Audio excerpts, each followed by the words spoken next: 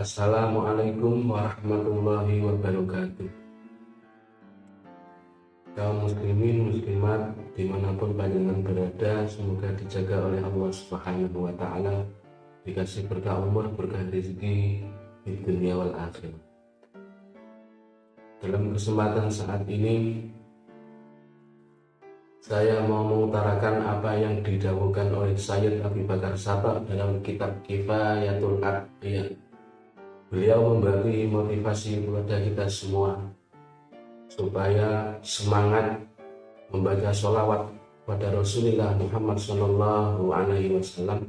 Lebih-lebih ketika ada majelis sholawat, panjenengan segera diberi motivasi supaya semangat hadir.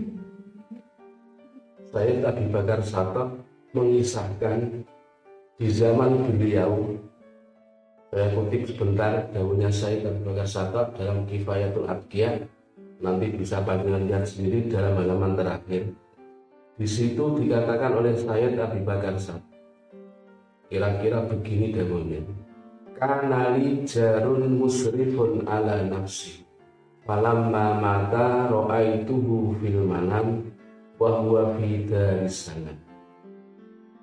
Fakultu lahu bima nilta bihadihil manzilah, faqala li hadartu majlisan dzikri fasami'tu muhaddisan yarwi anin nabi sallallahu alaihi wasallam annahu qala man shalla alayya wa rafa'a sawtahu dakhala jannah wa rafa'al muhaddisu sawtahu wa rafa'tu sawti ma'ahu wa jami'ul umam faghfira lana fi dhalikal yawm.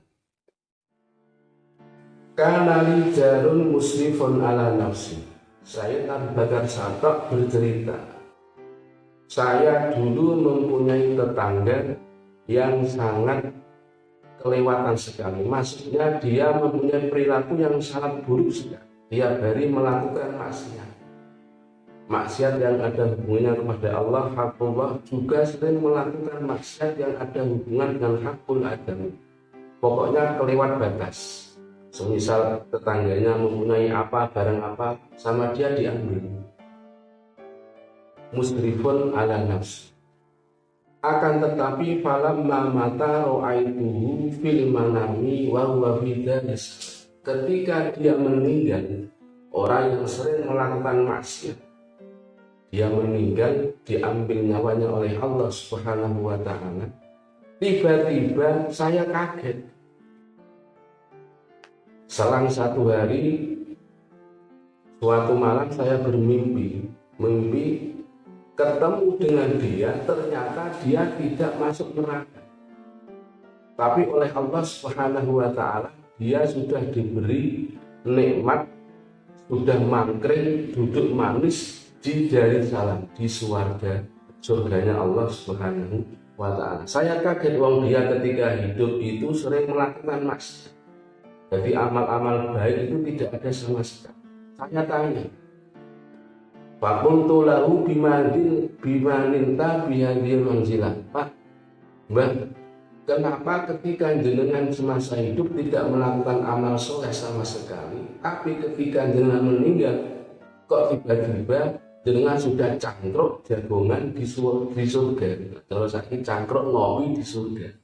Itu amal dengan itu apa yang bisa menyebabkan diberi kenikmatan oleh Allah Subhanahu wa Ta'ala, cangkruk duduk manis di surga?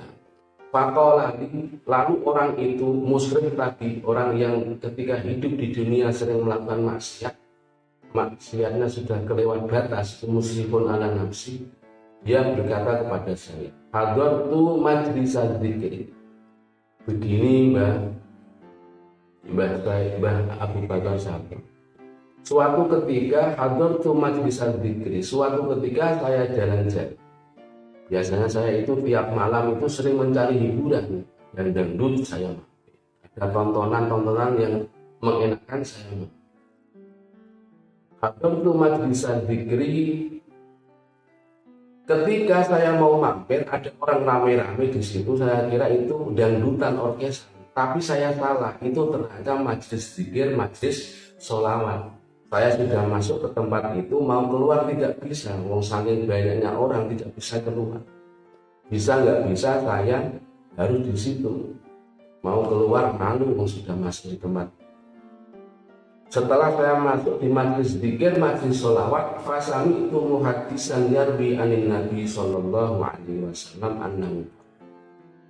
Saya duduk di situ, tiba-tiba muhaddis itu seorang kiai, seorang penceramah, seorang dai yang mengisi dalam acara majlis sholawat itu, tiba-tiba mengutip hadisnya Rasulullah Muhammad sallallahu alaihi wasallam yang isinya man shalla alayya wa rafa'a sautahu dakhala jannah. Barang siapa yang mau membaca sholawat kepada saya, maksudnya saya Rasulullah, dia membaca sholawat itu dikeraskan dengan suara yang keras. Sering majlis sholawat itu kan suaranya kan keras-keras. Itu ternyata ada hadisnya.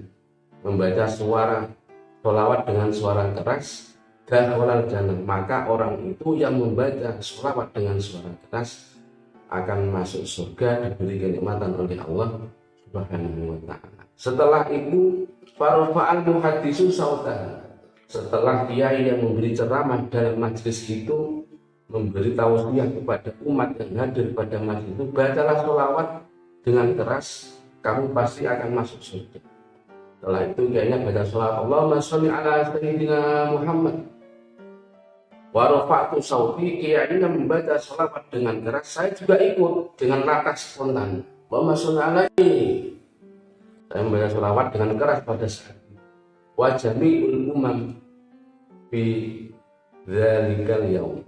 Kiainya baca sholawat dengan keras, terus sekarang Habibnya, saya ikut latah baca sholawat satu kali dengan suara lantang pada saat itu, dan seluruh hadirin yang hadir juga bersolawat dengan keras.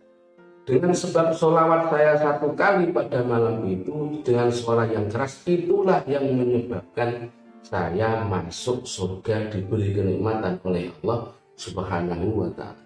Jadi maksiat-maksiat yang saya lakukan tiap hari semasa hidup saya itu lebur semua dengan baca sholawat hanya satu kali pada malam itu pada majlis.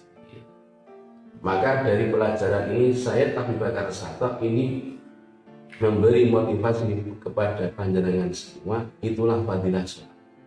Jadi dosa-dosa orang itu selama hidupnya hanya dilebur dengan baca sholawat satu kali dan dia mau hadir di majlis sholawat. Makanya saya Abu Bakar Satok dalam makalah itu ditutup dengan makalah aksirus sholata ala nabi sallallahu alaihi wasallam fa innaha tukaffiru dzambal adzim. Perbanyaklah baca sholawat pada Rasulullah Muhammad sallallahu alaihi wasallam karena itu bisa melebur semua dosa-dosa panjenengan. Terus yang kedua yang unik lagi, berkah sholawat fa innaha tahdi ila siratim mustaqim. Dengan berkah sholawat, perilaku-perilaku panjenengan yang buruk, kebiasaan-kebiasaan yang buruk, akhlak-akhlak yang buruk, berkah baca sholawat akan diperbaiki oleh Allah Subhanahu wa ta'ala. Jadi inti dari sholawat, di samping bisa menyebabkan dosa-dosa diampuni, perilaku-perilaku yang jelek, kebiasaan-kebiasaan yang buruk, berkah sholawat akan diberikan oleh Allah Subhanahu wa ta'ala, sehingga perilaku yang akan datang berkah sholawat akan menjadi baik. Nah, inilah motivasi dari saya Abu Bakar Satok. Semoga panjenengan semua bisa istiqomah, semangat hadir pada majlis sholawat, dan terus istiqomah baca sholawat pada Rasulullah Muhammad sallallahu alaihi wasallam. Wallahul muwaffiq ila aqwamit thoriq. Wassalamualaikum warahmatullahi wabarakatuh.